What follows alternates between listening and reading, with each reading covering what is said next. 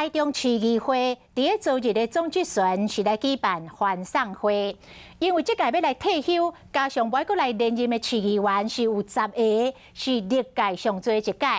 除了民进党的陈其这个陈世凯是交予助理来参选之外，其他9个人拢是由后生也则是查某囝来接棒。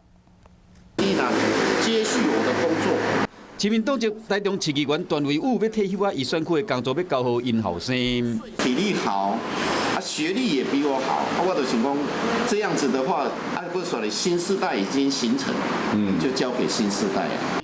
段维武做3届议员，捌出国考察报告，敢若写3字夭寿赞，互媒体报出来，佮捌派大看板伫市议会为选民争取立骨塔。有一天我死的时阵，我真的死不瞑目，你敢歹势？要退休的议员唔那伊尔，做过7届议员，资历有29年的民进党籍议员何敏成嘛要交予因后生。家父何敏成议员，伊担任市议员29年的时间吼。台中市议会流行交接过专工办欢送会，欢送要退休，甲无要连任的议员，总共有10个，这是有史以来上济。有何敏成、段维武、李丽华、曲素晶等等，有10个人。你这个叫做卡台中，我坚持啊！除了陈世凯是交予助理，其他拢是交予后生甲查某囝。加油！